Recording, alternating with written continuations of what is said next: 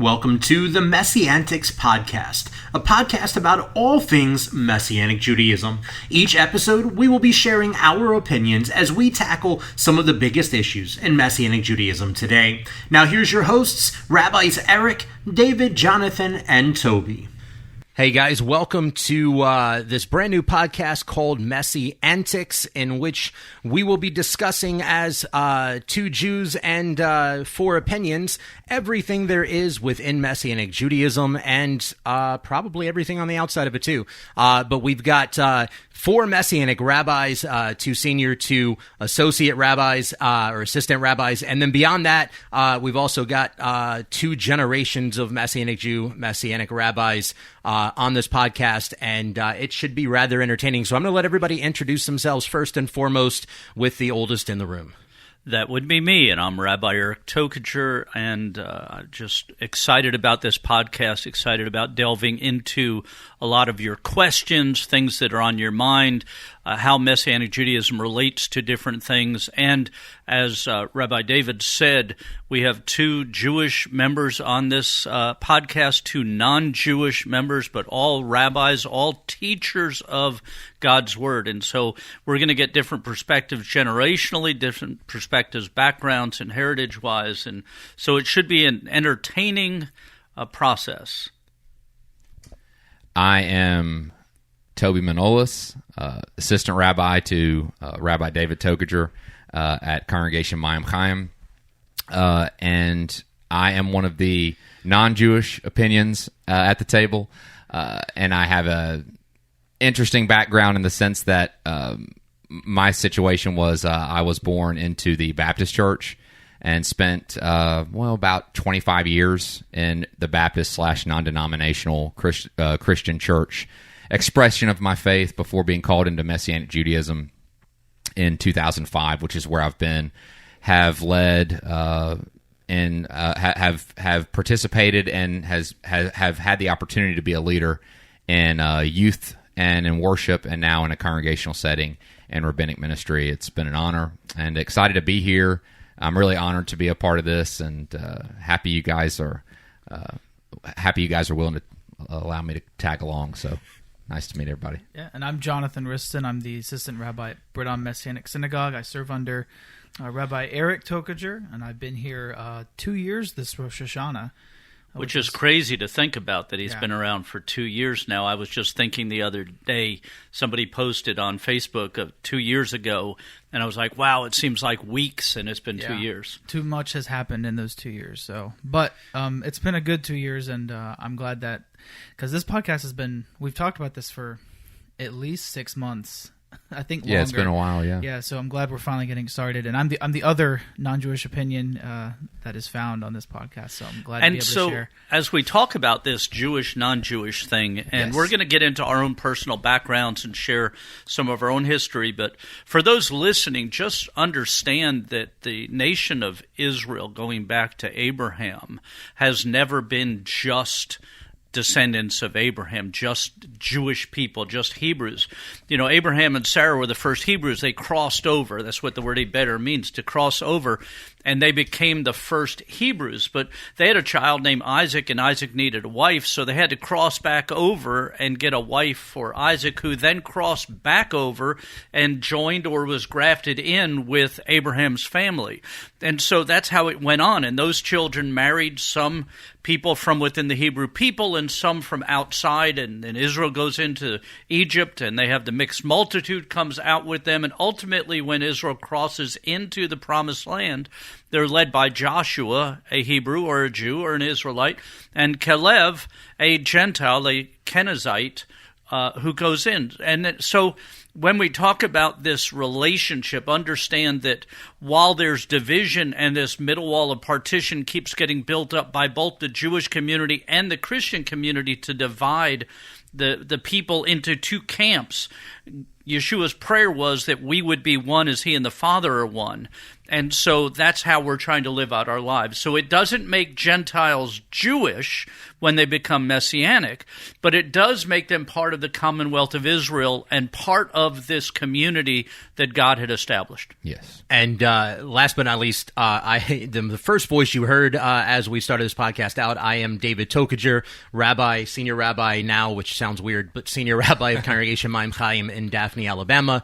And I just want to say, look, that was not really a planned part of the conversation, diving into the Jew and Gentile. I mean, it is, but not for this episode.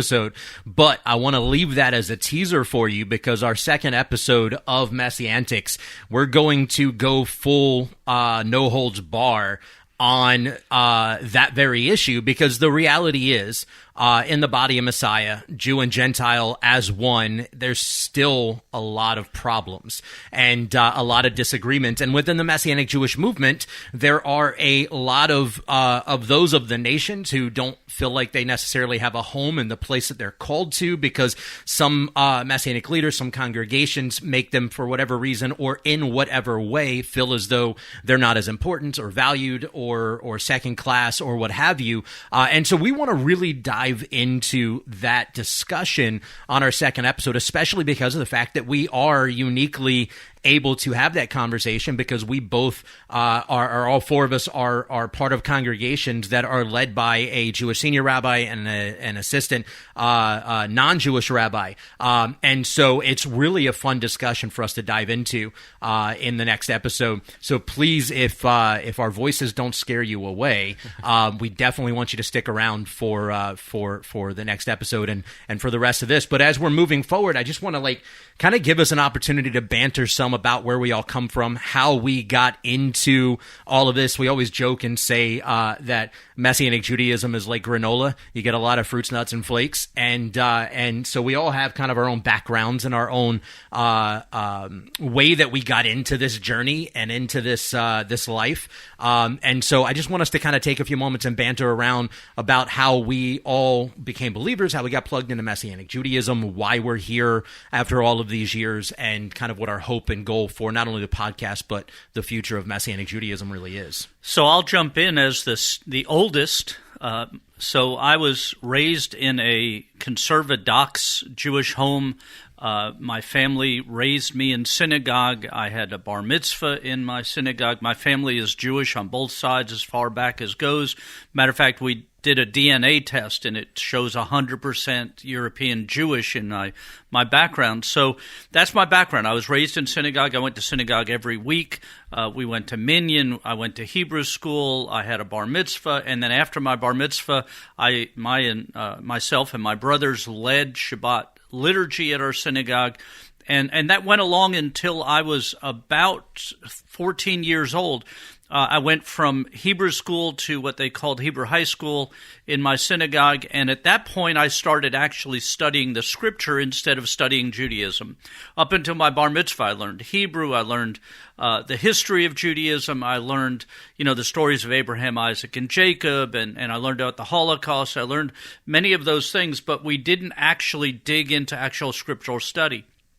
So when I began to study the actual scripture, and I found that there was a required Yom Kippur sacrifice that was not being made, I started to question, how are our sins atoned for if we don't have a Yom Kippur sacrifice? At that point, the rabbis that I interacted with would tell me, well, we do good works, we do acts of tzedakah and righteous deeds, and give tzedakah or give offerings and donations and charity and such, and that's how our sins are covered. And I asked them, where in the Torah or the Tanakh does it validate that? Where do we see that we can do good works to cover our sins or to have atonement? When they couldn't give me any answers, it went on. And then in 1967, an event happened, because up until then, the answer was, well, we don't have a temple. We can't make sacrifices on the mountain.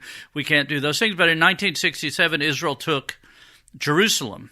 And when they took Jerusalem, I started asking the questions, why aren't we making sacrifices? When Ezra and Nehemiah returned to Israel, they didn't have a temple, they didn't have a Mishkan, a tabernacle, but they immediately set up a altar and started doing the sacrifices again. And now we have Jerusalem. We no longer have an excuse.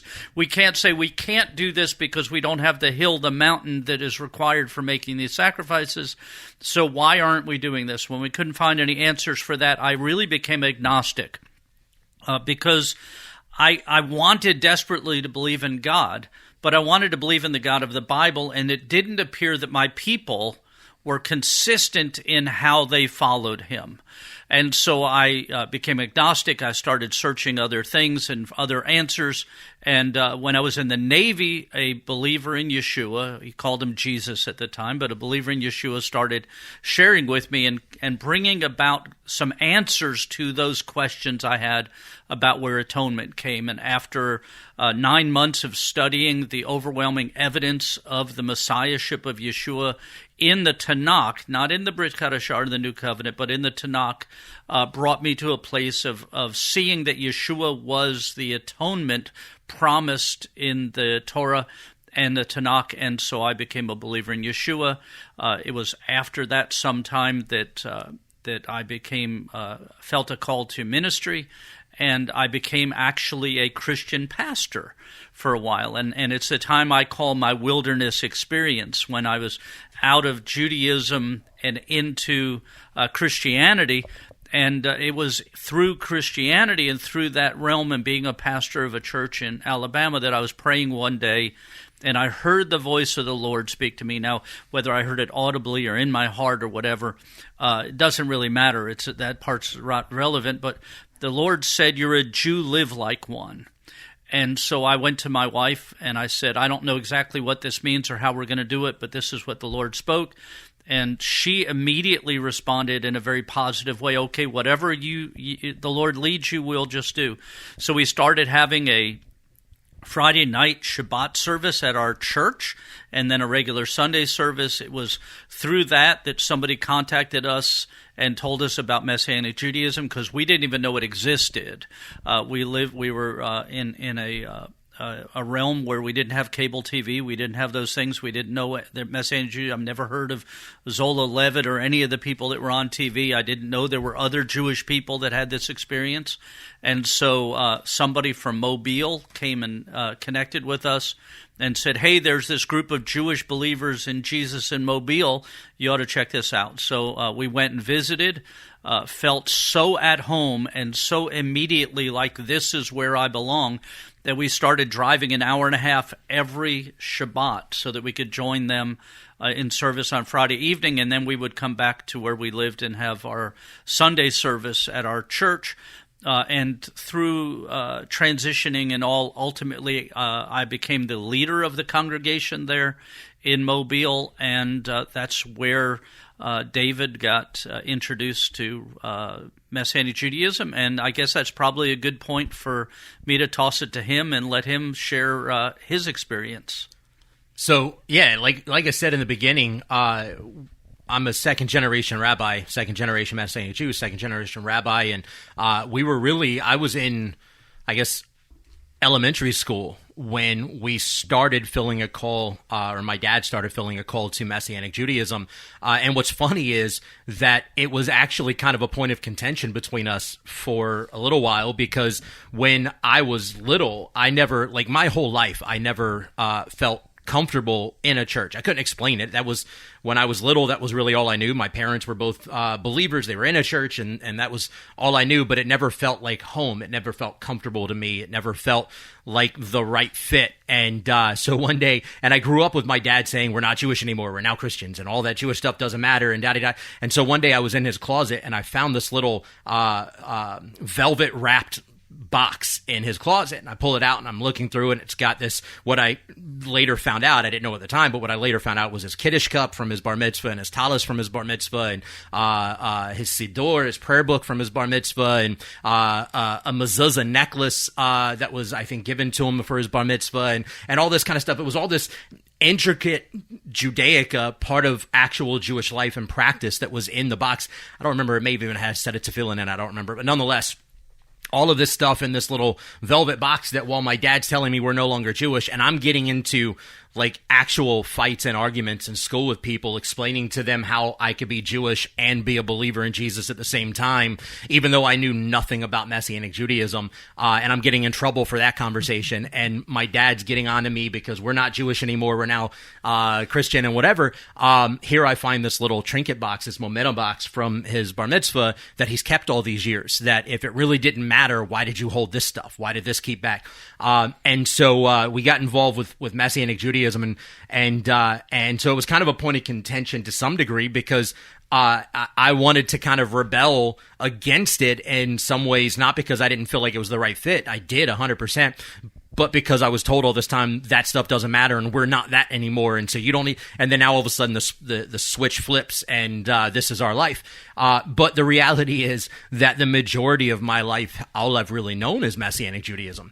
I've grown up in Messianic Judaism, and I didn't want to be a rabbi at all. My dad can tell you probably countless different career paths I had intended to take at one point or another, and my number one desire in life when I was in high school was to go in the Marine Corps, and that was the only goal I had, was to go into the Marine Corps. And I tried numerous times to go in, and God kept shutting the door, but I also have known my whole life what my calling was. I've always known I was supposed to be a rabbi. There were prophetic words spoken over me before I was born, after I was born, growing up, over and over and over again, that were always 100% verbatim.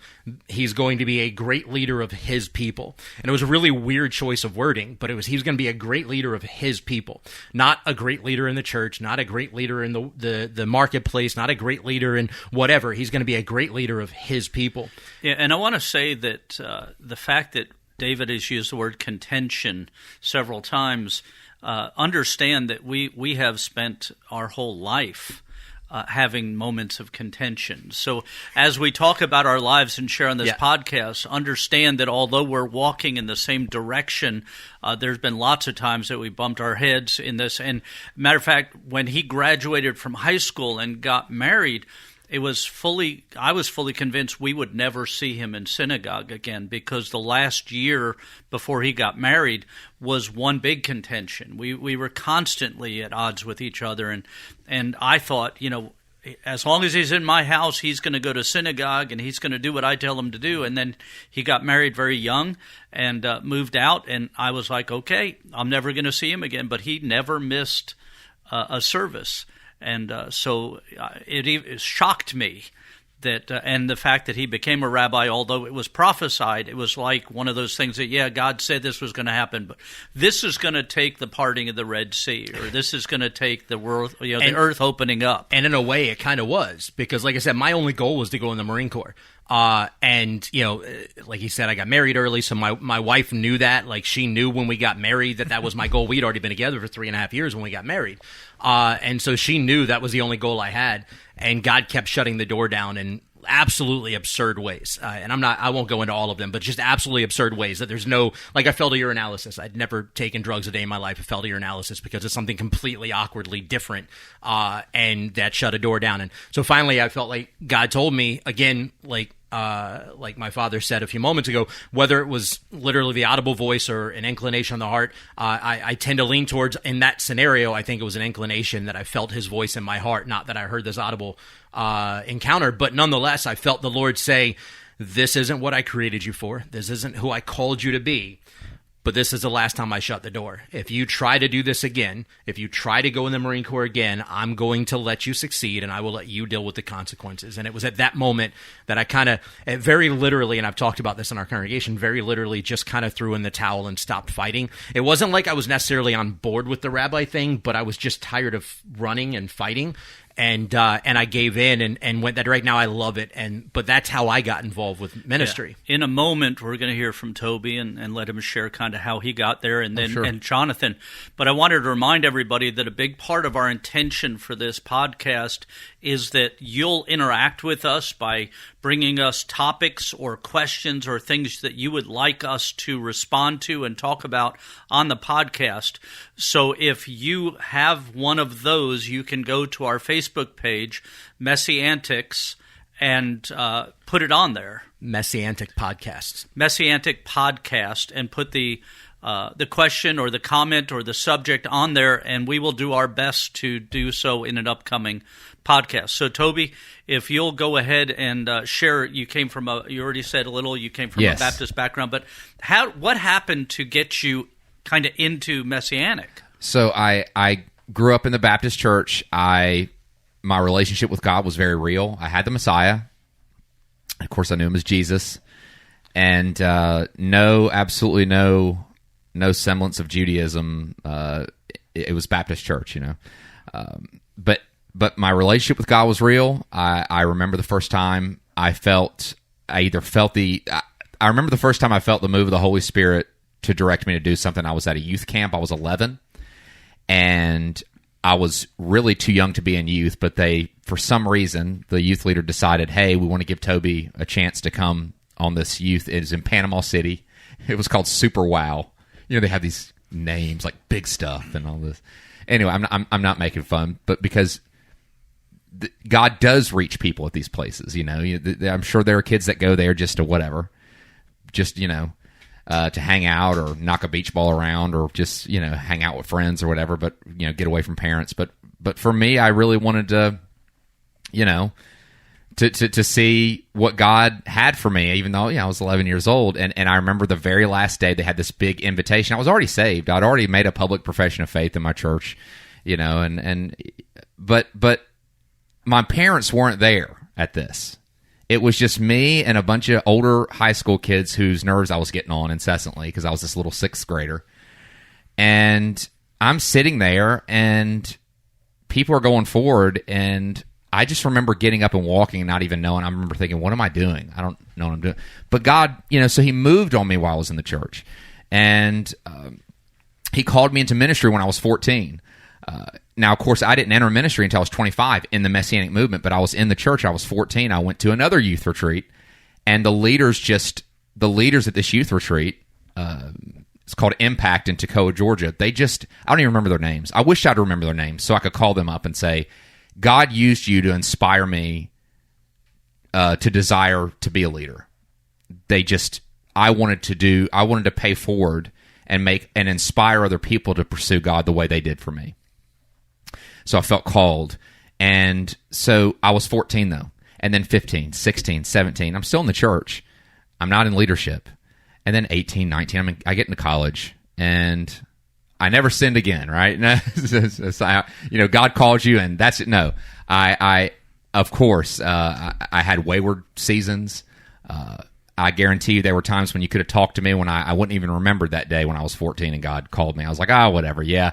Maybe I was wrong, but to talk about the church, I was at a place where when I got into my late teens, early 20s, I don't want to, because God does, and the people in the church are just as saved as I am and just as loved by God as I am, but it got incredibly stale. Something just like all the power I just was like, I don't want to do this anymore. So for several years, I'd say from probably 18 to 19 until I was about 25, I was not involved in the church at all. I think I went to one church for a few months. I did. It was a non-denomination. It was a few months. Wow. And I washed out right away. And then my dad called me up and said, hey, Toby. And my dad he's a big guy. He's kind of, he's serious. He's not incredibly emotional. He calls me up and he says, Toby, have you ever heard of Messianic Judaism? And I said, I've heard of Judaism. I've not heard of Messianic Judaism. I was in college. I'd taken a world religions class. I'd heard of Judaism. I knew Jesus was Jewish, He goes, Messianic Judaism, Toby, is Jewish people who believe in Jesus as the Messiah. He goes, and he starts to explain this to me. I'm like, Dad, where did all this come from? He goes, I don't know why. He said, but I was at work one day, and he's talking to me like he's never spoken to me before. My dad has never talked to me like this. He's not Jewish. He grew up in the church just like I did. And he said, Toby, I suddenly had this desire to read every book about Judaism that I could.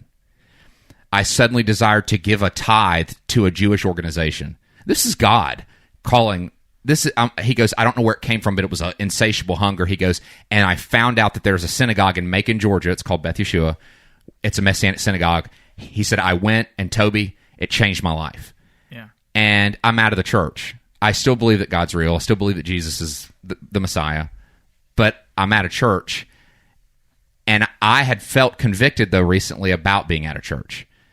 And I didn't know where to go. I remember I visited a church, nothing.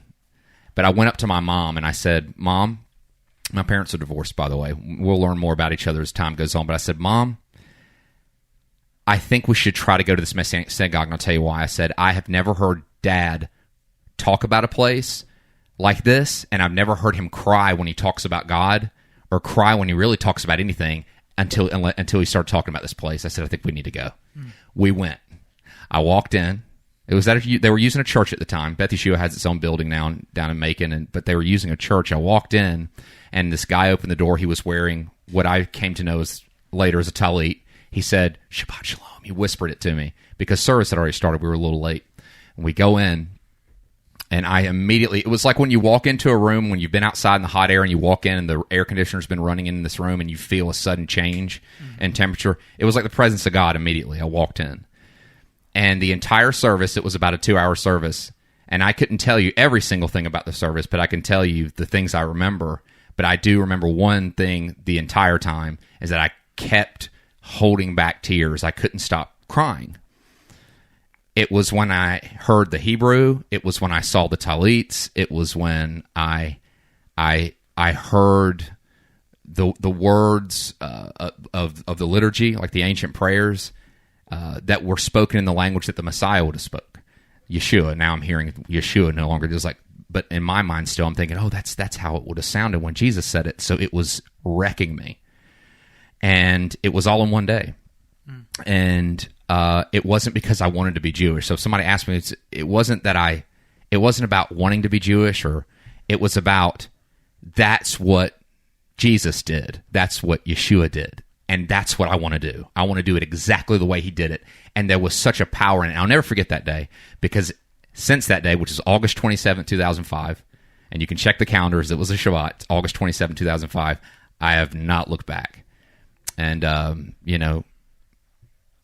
3 months after attending the synagogue, I started playing bass on the worship team. And then from there, it went into being a worship leader. And then it went into being youth leadership. And I just...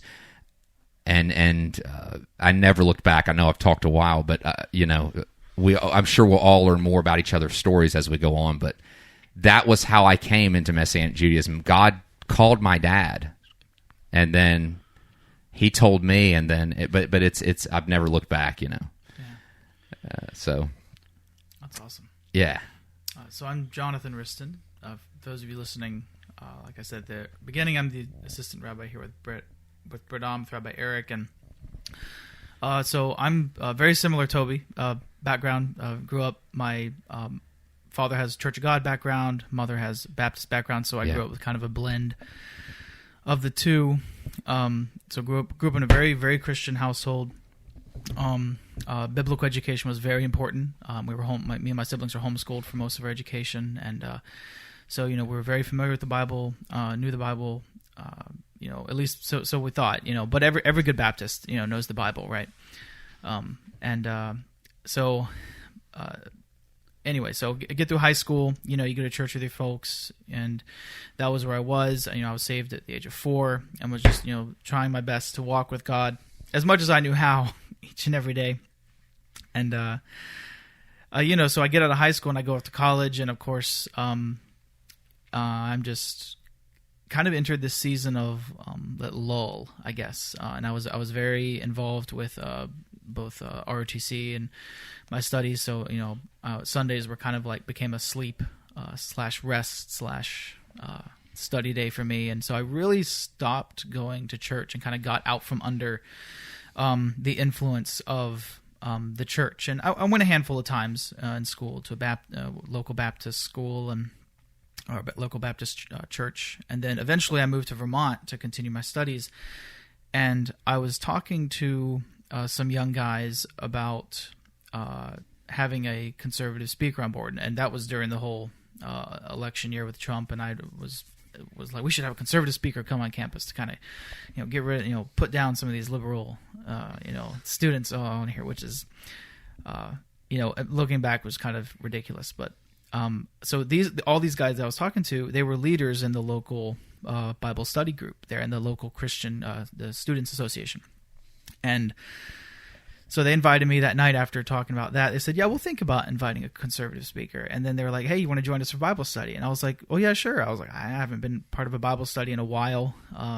And then it was led by this elderly French-Canadian gentleman who lived not too far from the campus. And he led all these young men in this weekly Bible study. And so I began to get slowly reintroduced to making Bible study and Bible talk and talking about the Bible and living out the Bible a regular part of my life. Again, not that I ever left it. I never left my faith. I never stopped praying or talking with God. But I did leave fellowship. I left community when I was away from home, and so that drew me back in to being in fellowship and in community. And slowly but surely, I would start reading things and listening to things that were associated with the Messianic movement. I listened to people who online on YouTube for different reasons. They weren't so much talking about their faith; they're talking about other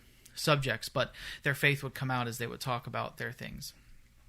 And one of those things was Shabbat, and so they would talk about keeping Shabbat, why it was important for believers in Jesus. So a lot of them use Jesus, some of them use Yeshua. At the time, it's important to for us as believers to imitate Jesus if we're believers in Jesus. And I thought, man, that's imitating the Messiah. Like that sounds interesting because I it sounds kind of copycatish. But the more I learned about discipleship and what it meant to follow Yeshua, the more I began to understand that, imitation is discipleship. Discipleship is imitation. That's what it means to follow the Messiah, is to live like him, to take his teachings and employ them daily in our lives. And so slowly but surely, through the things I was reading, and again, I'll talk about lots of those things as we continue this podcast, but I was reading things and hearing things, and slowly but surely was beginning to incorporate the keeping of a Sabbath, which was really interesting to be the lone friend in college on campus keeping Shabbat as best you could, because all your friends, Saturday is the day to go out, Friday night's the night to go out, so to tell your friends, nah man, I think I'm just going to stay in the room for tonight, and not only was I in college, but I was also in the Guard.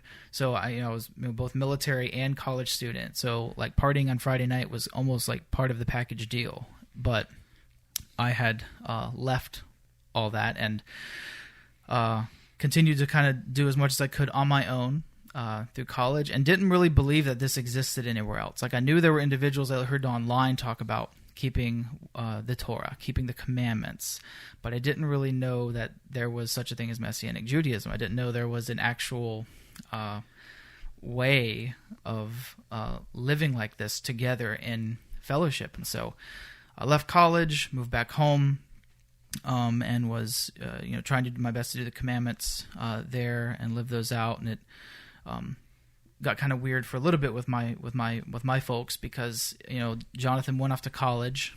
Last we left him a Lutheran, right? And then comes back practicing aspects of Judaism.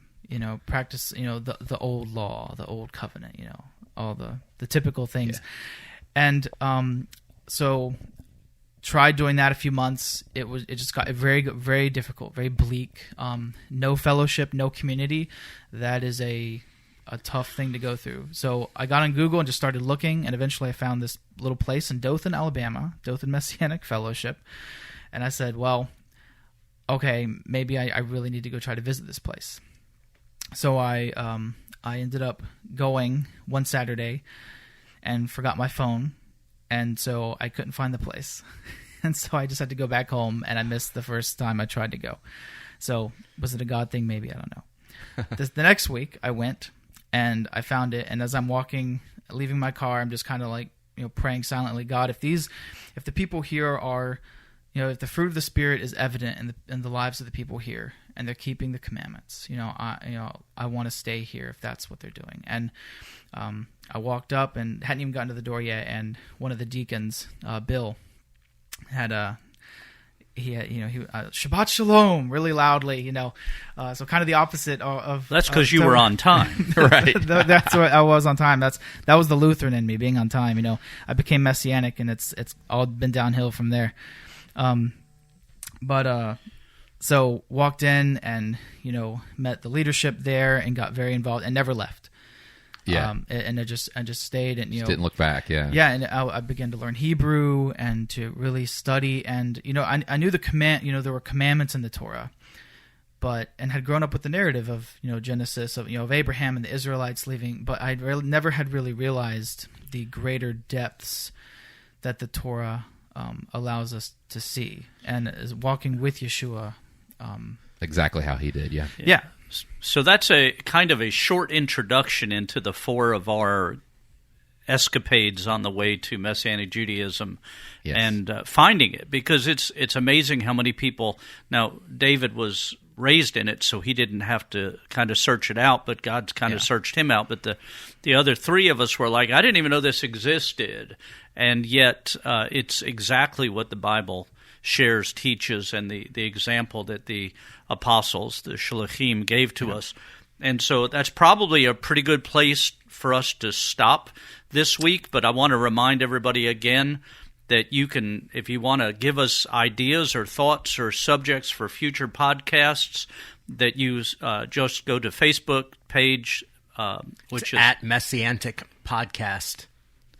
At Messianic Podcast. Put it on there, like the page, forward the page, share the page, do all the social stuff to make this happen. And remember, our next podcast, we're going to delve directly into, we're jumping off the high dive into the deep water of the Jew-Gentile. One new man. Yeah, that's exciting. I will say before we go, I love that God didn't let you into the Marine Corps, but kind of kept you in the direction you needed to go, and that even though you didn't go into the Marines, your life still kind of lived out the Marines' motto, which is Semper Fidelis, the Latin for always faithful. Yeah. So I think that's awesome. Absolutely the hand of God. And as we go through this podcast, you'll also be introduced to our wives and our families, and we're going to be plain and upfront with stuff. So we're quirky. We've got weird sense of humors. We're going to delve into different things, but we're also going to be real. This isn't going to be a show where we're not perfect. And if you mistakenly think any of us are perfect, you can ask any of our wives, and they'll straighten you out very quickly on that. Yes, indeed. And so with that, we will fare you goodbye until next time. Thank you for listening to the Messianics Podcast, Episode 1, and we will see you next week. Thank you for listening to the Messianics Podcast. Make sure to subscribe so you can be notified every time we drop a new episode. And be sure to follow and interact with us on social media at Messianics Podcast.